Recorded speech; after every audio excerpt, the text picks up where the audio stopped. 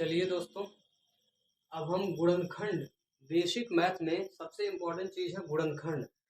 पहले हम आपको गुणनखंड करना सिखाएंगे। धीरे धीरे एक एक करके हम मैथ का पूरा बेसिक पढ़ेंगे। तो चलिए आज सीखेंगे कि गुणनखंड क्या है। तो किसी संख्या को सरलतम खंडों के गुणनफल के रूप में लिखना गुणनखंड करना कहलाता है। सरलतम कहिए या आप अभाज्य संख्या के रूप में भी लिख सकते हैं, वही अभाज्य संख्या ही होती है। तो चलिए अब हम सीखते हैं कि गुणनखंड क्या होता है। जैसे मान लीजिए 8 है, 8 का गुणनखंड 2 2 2, मतलब इसको 2 इंटू टू यानी 2 इंटू 2 इंटू 2, यानी इसको 8 को हम 2 इंटू 2 इंटू 2 के रूप में लिख सकते हैं।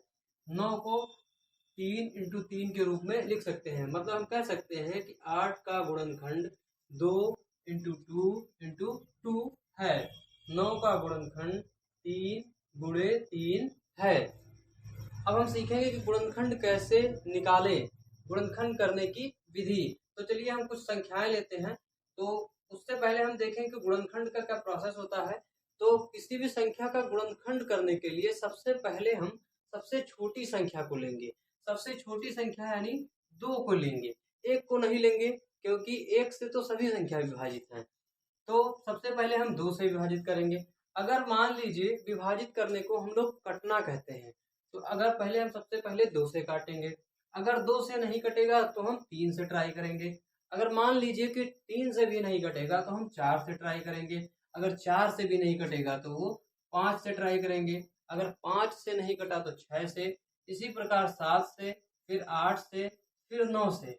अगर इतनी संख्याओं से नहीं कट रहा है, इसका मतलब वो किसी जैसे 11 से, जैसे 13 से, जैसे 17 से, जैसे 19 से, इस प्रकार की संख्याओं से ही कटेगा।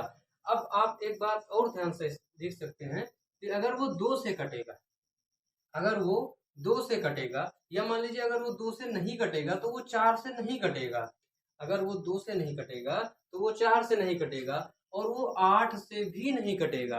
इसलिए हम पहले 2 से जब चेक कर लेते हैं किसी संख्या को कि वो 2 से कटेगा कि नहीं कटेगा। अगर मान लीजिए वो संख्या 2 से नहीं कटती है, अगर वो संख्या 2 से नहीं कटती है तो हमें 4 से चेक करने की कोई आवश्यकता नहीं है, 8 से चेक करने की कोई आवश्यकता नहीं है, क्योंकि जो संख्या 2 से नहीं कटती है वो 4 और 8 से भी नहीं कटेगी। इसी प्रकार हम चेक करेंगे कि जो संख्या 3 से नहीं कटेगी वो संख्या 9 से नहीं कटेगी, जो संख्या 3 से नहीं कटेगी वो संख्या 9 से नहीं कटेगी, और जो संख्या 2 से और 3 से नहीं कटेगी वो संख्या कभी भी 6 से नहीं कट सकती। इस प्रकार हमने सीखा कि कैसे कैसे संख्याओं को काटा जाता है। तो सबसे पहले हम 2 से काटेंगे। अगर मान लीजिए वो संख्या 2 से नहीं कटती है तो हम 3 से काटेंगे। अगर 3 से नहीं कटती है तो हम 5 से काटेंगे। अगर 5 से नहीं कटती है तो 7 से। इसी प्रकार हम 9 से आगे चल के फिर हम 10 से नहीं काटेंगे। क्यों? क्योंकि अगर वो संख्या 10 से कटती है इसका मतलब वो 2 से कटती है, इसका मतलब वो 5 से कटती है, इसलिए हम उस संख्या को 10 से नहीं काटेंगे। फिर अगर हमें 9 के ऊपर जाना हुआ तो हम अभाज्य संख्याओं को लेंगे। मतलब जैसे 11 हुआ, जैसे 13 हुआ, जैसे 17 हुआ, जैसे 19 हुआ, डॉट डॉट डॉट डॉट। इसी प्रकार आगे जितनी भी संख्या हैं, ये संख्याएं जो होती हैं केवल खुद से कटती हैं या फिर 1 से कटती हैं।